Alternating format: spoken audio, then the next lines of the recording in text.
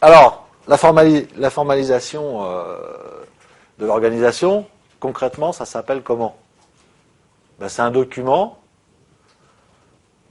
que je vous engage à demander quand vous passez dans une entreprise, hein, quand vous êtes stagiaire dans une entreprise, parce que vous allez...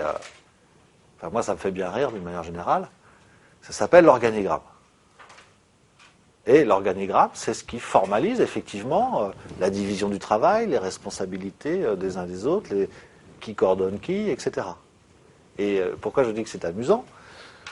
Parce que vous apercevrez dans 99% des cas que l'organigramme qu'on va vous fournir, il ne correspond absolument pas à la réalité de l'entreprise que vous allez découvrir. Donc si vous ne voulez pas connaître comment fonctionne l'entreprise dans laquelle vous êtes, fiez-vous à l'organigramme. Qu'est-ce que ça veut dire, ça? Ça veut dire quelque chose d'extrêmement intéressant, c'est que l'organisation de l'entreprise, elle se transforme en permanence. Alors en fonction du développement de l'entreprise elle-même. Voilà, on lance un nouveau produit, donc il faut créer une nouvelle division ou un nouveau service. On faisait la compta avant en interne, maintenant on a décidé pour des raisons de coût et d'efficacité d'externaliser ça. Donc on s'est séparé des activités comptables. Bref, les périmètres, les missions, les gens, tout ça, ça change très très rapidement, ce qui veut dire que 2 ans après son élaboration, l'organigramme, il ne correspond plus à rien. Et donc plus vous, en fonction de la date, plus vous constaterez de changement entre la réalité et ce qui est prévu sur l'organigramme, et plus vous savez que vous êtes dans une entreprise qui est en train de se transformer, donc qui évolue très rapidement. C'est pour ça que, voilà, c'est pas la peine de passer un temps infini à dessiner des organigrammes d'entreprise, parce que dès que c'est fait, c'est déjà caduc.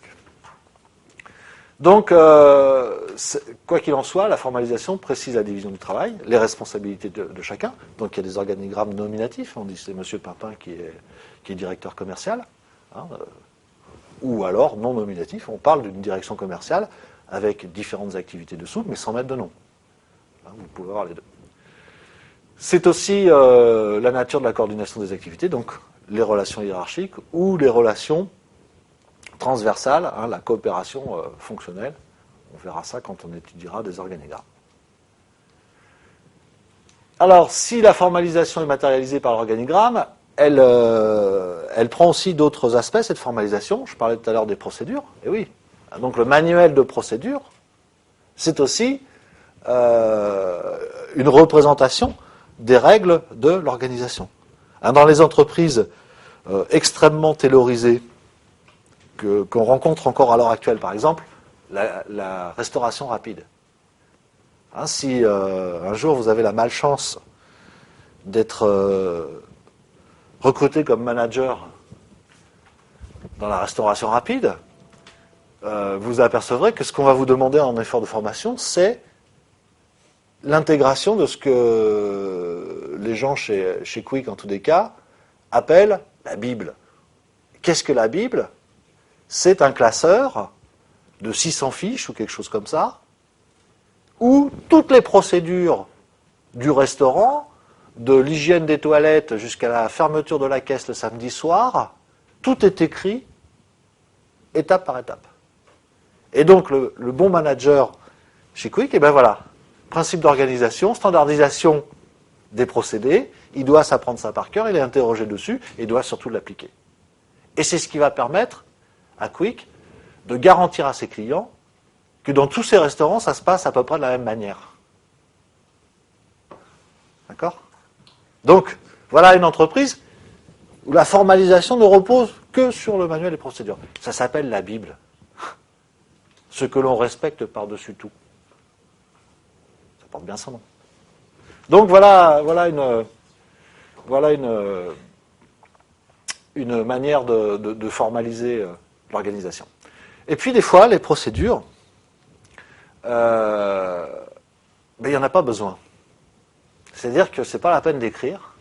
Il y a des choses que tout le monde respecte scrupuleusement, sans qu'il y ait d'écrit et qu'il soit dit quelque part qu'il faille le faire. Ce qu'on appelle les routines organisationnelles. C'est-à-dire que par l'habitude, par la répétition, l'organisation a décidé que ceci se passerait comme cela. Et si vous êtes confronté à une routine organisationnelle, évidemment, la première chose à ne pas faire, c'est de dire « je pense qu'on pourrait mieux faire ». Et c'est aussi le moyen, quand on dit ça, de s'apercevoir qu'on est face à une routine organisationnelle. Parce que là, il va y avoir une levée de bouclier. Comment, toi qui viens d'arriver dans l'entreprise depuis 3 mois, tu oses prétendre que nous, ce que l'on fait à 50 depuis 12 ans, eh bien, il y a une meilleure solution. C'est-à-dire que culturellement, il va y avoir, évidemment, on va repousser votre proposition d'amélioration. Hein, et ça, c'est évidemment le synonyme des routines organisationnelles. C'est-à-dire que les individus se les approprient, c'est pour ça qu'on n'a pas besoin de les écrire, et tout le monde les respecte. Et s'il y en a un qui ne la respectait pas, c'est d'un point de vue de la socialisation, c'est le groupe qui réagit, disant « tu ne t'es pas bien comporté ». Ça, c'est extrêmement puissant. Mais évidemment, ça ne peut pas être un principe de management parce que ça se fait culturellement, ce n'est pas contrôlable, pratiquement. Hein, dans beaucoup d'entreprises, notez notamment, si vous avez affaire aux administrations, qu'il y a une très forte culture, bien sûr, de la procédure, mais vous allez voir aussi qu'il y a une très forte culture de la routine organisationnelle. Donc, concrètement, ce sont des manuels des procédures, des fiches de poste, qui disent, voilà, on fait ça, ça, ça. Voilà comment peut se matérialiser aussi l'organisation.